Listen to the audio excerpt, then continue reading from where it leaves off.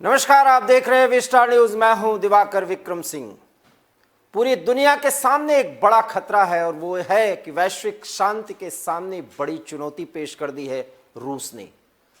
जब हम आपसे ये बात कह रहे हैं और ये वाक्य बोल रहे हैं तो खबर हम ये बता दें कि रूस के मीडिया की तरफ से ये दावा किया जा रहा है कि यूक्रेन के राष्ट्रपति जेलेंस्की ने कीव को छोड़ दिया है और वो किसी अज्ञात स्थान की ओर प्रस्थान कर गए हैं। जबकि जेलेंस्की और कीव की तरफ से और खास करके यूक्रेन के सोशल मीडिया की तरफ से ये बयान दिया जा रहा है, ये बातें सार्वजनिक की जा रही हैं कि जेलेंस्की ने बाकायदा कमांडर इन चीफ की भूमिका निभानी शुरू कर दी है और वो सैन्य कमांडर्स को सीधे आदेश दे रहे हैं। और जेलेंस्की की तरफ से पिछले 8 से 9 घंटे के भीतर कई ऐसे बयान आए हैं जो सीधे सीधे उनकी राजनयिक सूझबूझ का तो परिचय देते हैं, लेकिन सूरत हाल और वस्तु स्थिति कीव सहित पूरे यूक्रेन की यह है कि वहां भारी तबाही मचा रखी है रूस की सेनाओं ने, क्योंकि रूस एक साथ एयर स्ट्राइक और थल सेना की तरफ से पूरे रणनीति के साथ आक्रमण कर रहा है और एक के बाद एक स्ट्रेटेजिक पॉइंट्स पर वो निशाना साध रहा है। जो ब्रिटेन की तरफ से दावा किया जा रहा है वो ये कि सिर्फ 32 किलोमीटर दूर अब रह गई है रूस की सेना कीव से, लेकिन जो खबरें आ रही हैं और जो कुछ तस्वीरें आ रही हैं वो ये हैं कि कीव में रूस की सेना दाखिल हो गई है और 72 घंटे बीतने के वक्त और बीत जाने के बाद अब दो तरह की बातें सामने आ रही हैं जिसे समझना बहुत जरूरी है, क्योंकि युद्ध के इन तमाम खबरों के दौरान आप हर एक जगह से जो भी खबरें पा रहे हैं उससे आप किसी निष्कर्ष पर नहीं पहुंच पा रहे हैं। जबकि सच यह है कि 3-4 वो बहुत ही महत्वपूर्ण बातें हैं जिसे समझ लेना जरूरी है, और वो ये कि इस लड़ाई में यूक्रेन कहीं भी रूस को पीट नहीं रहा है, और दूसरी बात, यूक्रेन जो भी लड़ाई लड़ रहा है वो रेजिस्टेंस फोर्स के तौर पर, क्योंकि रूस की सेना को रोकने की कोशिश यूक्रेन की धरती पर हो रहा है। यूक्रेन कोई भी आक्रमण रूस की धरती पर नहीं कर पा रहा है, तो सीधे सीधे एक असामान्य लड़ाई को लड़ा जा रहा है और यह बताया जा रहा है कि इसमें यूक्रेन की सेना और यूक्रेन के राष्ट्रपति जेलेंस्की इस तरीके से मनोवैज्ञानिक लड़ाई लड़ रहे हैं या इस तरीके से वो रेजिस्टेंस कर रहे हैं। रेजिस्टेंस का जो तौर तरीका है, जो स्थिति है, वो भी कहीं भी बराबरी का नहीं है, क्योंकि नाटो फोर्स, अमेरिका और वो तमाम यूरोप के देश जो हथियारों, गोला बारूद और अन्य तरह की सप्लाई करने का दावा और वायदा तो कर रहे हैं जेलेंस्की से, लेकिन किसी की सहायता जेलेंस्की के लिए पर्याप्त नहीं है, क्योंकि यूक्रेन के हर वो बड़े शहर निशाने पर ले लिए गए हैं जहां से यूक्रेन एक संप्रभु राष्ट्र और शक्तिशाली राष्ट्र के रूप में, जहां तक सेना का संबंध है, वो कार्रवाई कर सके। सवाल यह है कि फिर रेजिस्टेंस हो कहां रहा है। सच यह है कि ओडेसा, कीव और वो तमाम शहर जिसमें लोहांस्क और डोनेत्स्क भी शामिल हैं, और साथ ही साथ कई अन्य शहरों का भी जिक्र मैं करना चाहूंगा जहां से भारतीय छात्र भी वापस लौट रहे हैं, अभी हम इस पर विशेष बात करेंगे, लेकिन उन सब स्थानों पर और सारे स्ट्रेटेजिक पॉइंट्स पर दावे और प्रतिदावे इस तरह से किए जा रहे हैं कि आप इस निष्कर्ष पर नहीं पहुंच सकते कि वास्तव में लड़ाई किस अंजाम तक पहुंच पा रही है। सच यह है कि यूक्रेन की तरफ से 3500 से अधिक रूसी सैनिकों को मार देने का दावा, कई ऐसे रूसी सैनिकों को युद्धबंदी बना देने का दावा, कई ऐसे हेलीकॉप्टर्स, युद्धक हेलीकॉप्टर्स को मार गिराने का दावा, साथ ही साथ स्ट्रीट फाइटिंग में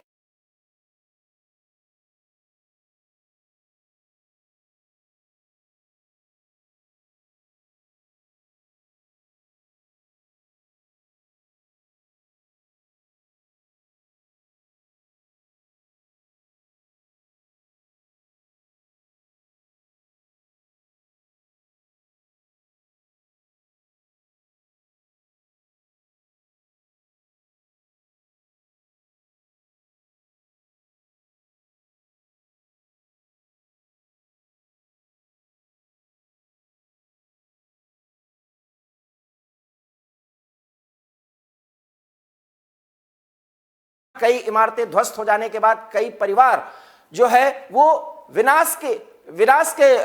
मुंह में जा चुके हैं, माफ करिएगा, उनकी मृत्यु हो चुकी है। और 250 से 300 के करीब यूक्रेन के नागरिकों के मारे जाने का दावा किया है यूक्रेन की मीडिया ने, और राष्ट्रपति जेलेंस्की ने भी यह बयान दिया है। और इसी बीच इस 8 से 9 घंटे के दौरान, 72 घंटे पूरे होने के 9 घंटे के दौरान जेलेंस्की की तरफ से 3 ऐसी बातें आई हैं सामने जो इस बात की ओर इशारा करती हैं कि कहीं ना कहीं जेलेंस्की की स्थिति बहुत ही कमजोर हो चुकी है। एक तरफ उनका यह कहना कि वो किसी भी कीमत पर कीव को अपने परिवार के साथ नहीं छोड़ने जा रहे हैं, जबकि रूस का यह दावा है कि 72 घंटे बीत जाने के बाद कीव से जेलेंस्की पलायन कर गए हैं किसी अज्ञात स्थान में। और सच है, जिस तरह से तस्वीरें सामने आ रही हैं उससे तो यही लग रहा है कि रूस एयर स्ट्राइक और थल सेना के आक्रामक कार्रवाई के जरिए जेलेंस्की की सेना के रीढ़ को तोड़ दिया है, और जो भी लड़ाई लड़ी जा रही है यूक्रेन की सेना की तरफ से वो उनके मनोबल के हिसाब से और अपने देश को बचाने के लिए उनकी जो आत्मशक्ति है, सेना के संदर्भ में हम ये बात कह रहे हैं, वो लड़ाई लड़ी जा रही है जिसमें रूस को कोई चोट नहीं पहुंचाई जा पा रही है। और शायद अमेरिका के लिए और जो सेना है, इसके साथ ही साथ जो सहायक सेना है, उनकी तरफ से भी कोई ऐसा रेजिस्टेंस पेश नहीं किया जा सका है जिससे रूस परेशानी की स्थिति में आए। कारण हमें समझना होगा, क्योंकि यूएनएससी में 15 में से 11 देशों के विरोध के बावजूद रूस ने वीटो पावर का इस्तेमाल किया और किसी भी कीमत पर अपने आप को आक्रमणकारी साबित नहीं होने दिया। हालांकि फ्रांस, जर्मनी सहित तमाम वो देश ये साबित करने की कोशिश कर रहे हैं कि रूस इसमें आक्रमणकारी की भूमिका में है, इसलिए निंदा प्रस्ताव के जरिए उन्होंने एक दबाव बनाने की कोशिश की कि रूस जल्द से जल्द यूक्रेन की धरती को छोड़े। और जब यह बात यूएनएससी में कही जा रही है तो आपको सहज ही अनुमान और समझ लेना चाहिए कि यूक्रेन की धरती पर रूसी सेना पूरी तरह से काबिज हो चुकी है। उनके हर एक रणनीतिक महत्वपूर्ण केंद्रों पर वहां रूसी सेनाओं का कब्जा हो चुका है। तीसरी बात, यूक्रेन के सैनिक सिर्फ हर एक क्षेत्र में एक ऐसी लड़ाई लड़ रहे हैं जिसको आप आत्मरक्षा के लिए गुरिल्ला वार की संज्ञा दे सकते हैं, वो लड़ाई लड़ी जा रही है। हालांकि इसमें एक नुकसान रूस का हो सकता है, और वो ये कि ये लड़ाई लंबी खिंच सकती है, और उस स्थिति में कोई भी सहयोगी सेना, चाहे वो यूरोप की हो, नाटो फोर्सेस हो, अमेरिका, फ्रांस, ब्रिटेन, जर्मनी, इन सब के गठबंधन की कोई सेना हो, हालांकि इन सभी देशों ने अभी साफ तौर पर यह कह दिया है कि वो यूक्रेन में अपने सैनिक नहीं उतारेंगे। और यह मनोवैज्ञानिक रूप से बहुत बड़ा प्रभाव या लाभ की स्थिति में रूस अपने आप को देख पा रहा है, और वो ये कि America, France, Germany, Poland, Hungary, इनमें से किसी भी कंट्री की सेना यूक्रेन के अंदर दाखिल होने की बात नहीं कर रही है, वो भी उस स्थिति में जब एक के बाद एक ताबड़तोड़ एयर स्ट्राइक, मिसाइल स्ट्राइक से यूक्रेन की कमर तोड़ दी जा रही है। इसका बड़ा नुकसान आर्थिक तौर पर भी हो सकता है, लेकिन इतना जरूर है कि जेलेंस्की को लेकर के अब जो रूसी मीडिया की तरफ से दावा किया जा रहा है कि वो कीव को छोड़ करके भाग चुके हैं, शायद ये अंतिम स्थिति है उस मनोवैज्ञानिक पहलू के तहत लड़ाई को उस अंजाम तक पहुंचाने की जिसमें कोई देश अगर प्रभावी रूप से किसी दूसरे या विरोधी देश पर हमलावर होता है तो इस तरह के प्रोपेगेंडा और उस तरह के दृश्यों का, उस तरह की तस्वीरों का, उस तरह के बयानों का इस्तेमाल करके दुश्मन की कमर और उसको मनोवैज्ञानिक रूप से नुकसान पहुंचाने का काम करता है, जो रूस कर रहा है। इसी बीच आपके लिए एक सुखद खबर हो सकती है हर उस भारतवासी के लिए जो अपने परिजनों के संदर्भ में बहुत परेशान था। अब हम तस्वीरों के जरिए आपको कुछ दिखाने जा रहे हैं जिससे शायद आपको भारतीय राजनयिक मिशन के एक धारदार प्रयास के संदर्भ में सुखद अनुभूति हो सकती है, और वो ये कि हंगरी, एक बार फिर सुनिएगा, हंगरी, पोलैंड और रोमानिया के जरिए भारत के वो छात्र, वो नागरिक वहां से भारतीय फ्लाइट्स का इस्तेमाल करते हुए भारत आ रहे हैं। और पहली फ्लाइट आज रात 9 बजे मुंबई पहुंच रही है, जिसमें 250 नागरिक हैं भारतीय। ज्यादातर वो छात्र हैं जो यहां से इंजीनियरिंग या मेडिकल की पढ़ाई करने के लिए वहां पर गए हुए थे। और इसके साथ ही अब भारत से एक के बाद एक फ्लाइट्स का वहां पर पहुंचना होगा और हंगरी, पोलैंड, रोमानिया में उनको बाकायदा जगह भी मिलेगी, क्योंकि भारतीयों को एक सेफ पैसेज देने की कोशिश की गई है। और ये हमारे राजनयिक मिशन की एक बड़ी सफलता है कि इन 3 देशों के जरिए हम अपने नागरिकों को सुरक्षित स्वदेश वापसी करा सकते हैं। ये भारत के लिए एक बड़ी खबर, हर भारतवासी के लिए जिसके परिजन फिलहाल खार्कोव से लेकर के यूक्रेन के अन्य शहरों में हैं और अपनी जान को किसी तरीके से महफूज रखते हुए भारतीयों को जो सुविधा दी गई है कि वो अपने बस से आगे के देशों की तरफ हंगरी, पोलैंड, रोमानिया पहुंचे। और साथ में जरूरी है कि वो अपने बसों पे या अपने साथ तिरंगा जरूर लेकर के चलें, क्योंकि ये बात इसलिए कही गई है कि आक्रमण की किसी भी स्थिति में, चाहे वो यूक्रेन की फोर्स हो या रूस की फोर्स हो, वो उस कन्वॉय पर, उस फ्लीट्स पर कोई नुकसान नहीं पहुंचाएगी। और ये भारत के लिए एक सुखद खबर, हर उस भारतीय के लिए जिसके परिजन फिलहाल यूक्रेन में रह रहे हैं। मैं आपको तस्वीरों के जरिए मैं अनुरोध करूंगा अपने सहयोगी से कि वो तस्वीरें स्क्रीन पर लाएं। उन तस्वीरों के जरिए आप देख सकते हैं कि भारतीयों में कितनी खुशी है और वो शायद अब इस बात का एहसास कर रहे होंगे कि वो अपने स्वदेश पहुंच सकते हैं। बुल्गारिया के लिए रूस ने अपना एयर स्पेस बंद कर दिया है, एक बड़ी खबर है। बुल्गारिया के लिए रूस ने अपना एयर स्पेस बंद कर दिया है। खैर, युद्ध की स्थिति में जो air command and control system है उस पर इस तरह की रोक लगाने के बाद किसी भी देश के लिए मुश्किलों की स्थिति का सामना करना पड़ता है। और इस एयर स्पेस के बंद होने के बाद भी रूस और बुल्गारिया के बीच कुछ तल्खियां हो सकती हैं। इसके पीछे कई ऐसे कारण और कारक जिम्मेदार हैं, लेकिन इतना जरूर है कि रूस एयर स्ट्राइक के जरिए भारी तबाही यूक्रेन में मचा रहा है। अब हम आपको तस्वीरों के जरिए दिखाते हैं कि किस तरीके से फ्लाइट्स में भारतीय छात्र बैठे हैं और विमान में जब छात्रों ने एक तरह से भारत के लिए उड़ान लेने की प्रक्रिया की शुरुआत होती हुई अपने सामने देखा तो उनके चेहरे पर हंसी भी दिख रही है। और राहुल श्रीवास्तव ने एक संदेश दिया है विमान में जाकर के कि आज का दिन आप सबको दुख के इस क्षणों को याद करना होगा। भारतीय होने के नाते एक बड़ी बात और एक बड़ा संदेश राहुल श्रीवास्तव ने दिया है उन छात्रों को, नागरिकों को जो भारत लौट रहे हैं। सुरक्षित वापसी, एक सुखद अनुभूति, और शायद हम संतोष कर सकते हैं कि अब हमारे परिजन स्वदेश वापसी करेंगे। मुंबई में पहली विमान का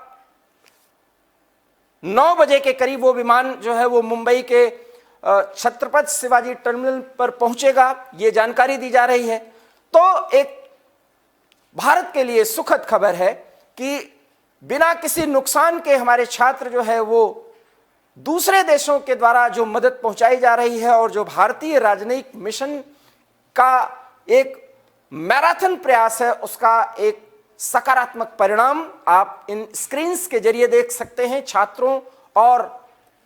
उनके परिजनों और नागरिकों जो भारतीय नागरिक हैं उनके चेहरे पर खुशी की लहर है कि वो अपने देश सकुशल वापसी करने में सफल हो पा रहे हैं। नीचे की 3 तस्वीरों में आप देख सकते हैं कि यूक्रेन दावा भले कर रहा है लेकिन हॉस्पिटल्स तक को भी निशाने पर लिया जा रहा है, अर्थात युद्ध के सारे मान्यताओं को एक तरह से तोड़ा जा रहा है। एयर स्ट्राइक, मैं बार बार इस शब्द का जिक्र करता हूं कि यह सघन ऑपरेशन है, सघन एयर स्ट्राइक है जिसमें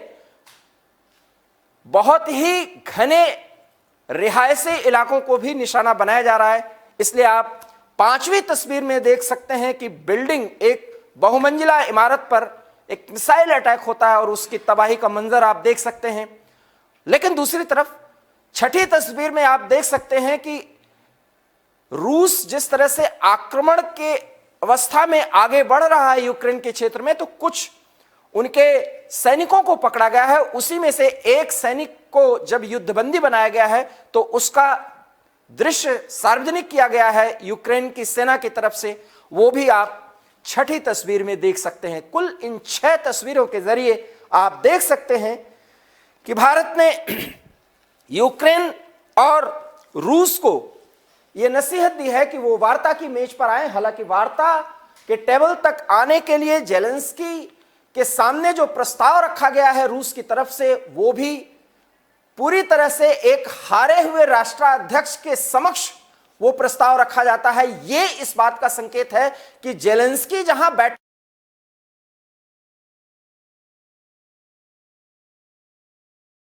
के किसी स्थान पर वो बैठक तय किया जाए, ऐसा रूस की तरफ से प्रस्ताव रखा गया है। तो बहुत ही परस्पर एक दूसरे को काटने वाली बातें जब आपके सामने आ रही हैं, समक्ष आ रही हैं, तब हम एवी स्टार न्यूज के माध्यम से वो क्रक्स बताने की कोशिश कर रहे हैं कि जेलेंस्की अमेरिका के प्रस्ताव को ठुकराने के बाद, जिसमें अमेरिका ने कहा था कि वो अपने परिवार के सहित यूक्रेन की राजधानी कीव को छोड़ सकते हैं, लेकिन उन्होंने उसको अस्वीकार कर दिया और एक बहादुर सेना की तरह और सेना कमांडर की भूमिका में आकर के उन्होंने अपने देश के लिए मर मिटने का भी ऐलान किया और अंतिम क्षण तक लड़ाई लड़ने का ऐलान किया है। निश्चित रूप से सैन्य कमांडर और राष्ट्राध्यक्ष के रूप में जेलेंस्की इसके लिए तो कम से कम बधाई के पात्र हैं और उन्होंने जिस बहादुरी का परिचय दिया है, निश्चित रूप से अगर यूक्रेन की जनता का मनोबल ऊंचा है तो अपने राष्ट्रपति का साथ वो जरूर देती हुई दिखाई देगी। और एक खबर हम आपको जरूर बताना चाहेंगे कि खबरें ये भी हैं कि चेचन मूल के 15,000 लड़ाके इस समय यूक्रेन के समर्थन में लड़ने के लिए उतार दिए गए हैं। हम आपको बता दें कि चेचन मूल के लोग, जहां पर चेचन विद्रोही बहुत ज्यादा सक्रिय रहे हैं, उनकी लड़ाई रूस की सेना के साथ पिछले 2 दशकों से अधिक समय तक चली आ रही है। तो अब चेचन सेना जो है वो यूक्रेन के साथ लड़ने के लिए आगे बढ़ रही है और निश्चित रूप से इसमें यूरोपीय देशों की बहुत बड़ी भूमिका हो सकती है। इसका एक विश्लेषण का पक्ष अलग होगा कि हर उस रशियन विरोधी पक्ष को फिलहाल यूक्रेन के समर्थन में उतारने की कोशिशें और कवायदें तेज की गई हैं और उसी के तहत चेचन सेना का भी रूस के खिलाफ प्रयोग करने की जो एक रणनीति अपनाई गई है, उसमें हो सकता है जेलेंस्की को मनोवैज्ञानिक तौर पर एक बड़ा सहारा मिले और डूबते को तिनके का सहारा बड़ा होता है। जेलेंस्की की तरफ से जो भी दावे किए जाएं, यूक्रेन की सेना की तरफ से जो भी दावे किए जाएं, लेकिन इतना तय मानिए कि रूस की एयर स्ट्राइक्स से पूरी तरह तबाह हो चुका है यूक्रेन का वो हर शहर जहां पर यूक्रेन की सेना अपने एस्टैब्लिशमेंट के तहत बहुत मजबूती के साथ खड़ी हुई थी और 35 से अधिक